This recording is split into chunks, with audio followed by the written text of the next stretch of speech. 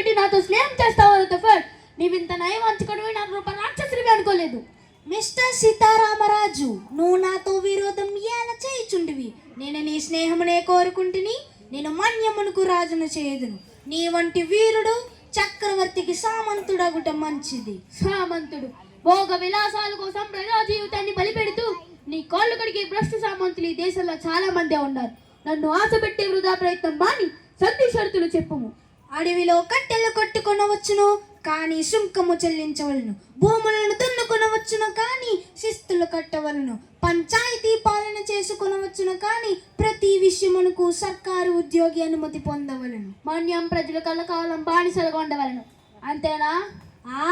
మన్యము నీ ఎడవి మంద కొరకు ఏల గోన చేయుదువు.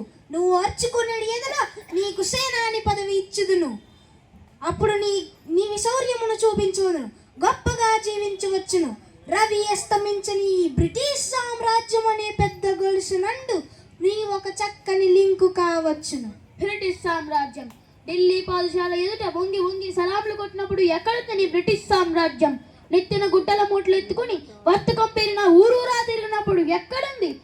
గిడ్డంగులు కట్టుకోవడానికి ఇంత చోటు చాలని మా చంద్రగిరి రాజుగా జోల పట్టి తిరిగినప్పుడు ఎక్కడుంది రుతఫర్డ్ నీ బ్రిటిష్ సామ్రాజ్యము?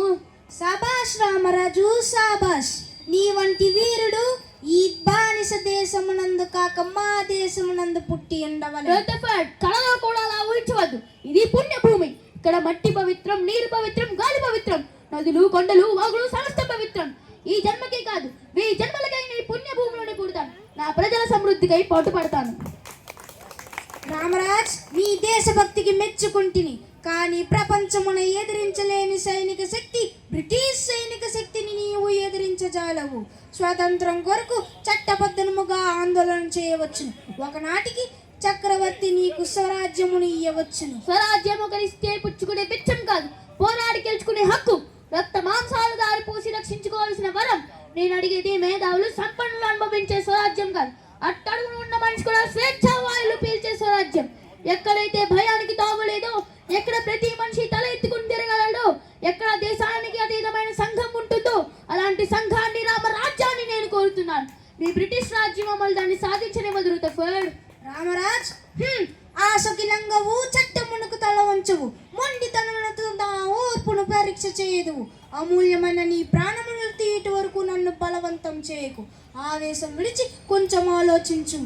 ఆవేశం ఎండకు ఎండుతూ, వానకు తడుస్తూ, రేయింబవళ్ళు శ్రమించిన ఒక్క అరపూట అన్నానికి నాచుకోలేని నిర్భాగ్యులు నా ప్రజలు. చాలని బట్టలు శరీరాన్ని కప్పలేకపోతే అవమాన భారంతో సిగ్గుపడుతూ తిరిగే నా చెల్లెలు. తల్లిపాలు లేక, కనీసం తాగడానికి గింజుకోవడం లేక ఏడ్చి సమస్యలిపోయే పసిబిడ్డలు. వారిని చూసి ఆవేదన పడక నీతో మంతనాలు చేయనా?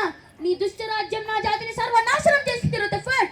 ఆ కన్నీటి ప్రవాహంలో కలిగిన నా గుండె కరుడు కట్టింది. మీ పాలనపై పగబెట్టింది. రేగిన అగ్గి జ్వాల చల్లాదు. మీ అధికారం అంతమయ్యేంత వరకు, ఆఖరి తల ప్రాణి గట్ట వదిలి పారిపోయేంత వరకు ఈ నిప్పుటేరులే, ఈ రక్త వర్షాలే, ఈ జీవన మరణ పోరాటమే. Stop it Raju, stop it. రాజద్రోహం. చూడేం, నువ్వు నన్ను చంపలేవు రుతఫర్డ్. ఒక్క సీతారామరాజు చనిపోతే లక్షలాది సీతారామరాజులు ధ్వనిస్తారు. ఒక్కొక్కరు ఒక్కొక్క విప్లవ వీరుడై విజృంభించి బ్రిటిష్ సామ్రాజ్యపు పునాదులు బెల్లగిస్తారు. సీతారామరాజు ఒక వ్యక్తి కాదు, సమూహ శక్తి, సంగ్రామ మేరి, స్వాతంత్ర నినాదం, స్వేచ్ఛామృతం. మట్టిలో మట్టినై, నీటిలో నీటినై, నా ప్రజల ఊపిరిలో ఊపిరినై, మనసుల్లో భావాన్నై, హృదయాల జ్వాలనై సామ్రాజ్యవాద శక్తులను ఎదురుస్తాను. స్వతంత్ర భారత జయ కేతనంగా నిలుస్తాను. అక్కడ కాదురా, ఇక్కడ కాల్చు. వందే మాతరం, వందే మాతరం, వందే మాతరం.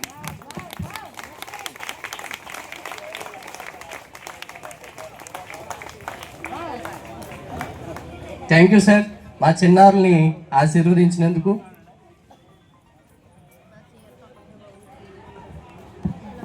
అందరికీ నమస్కారం అండి. మాస్టర్, మీ పేరు? రాజు.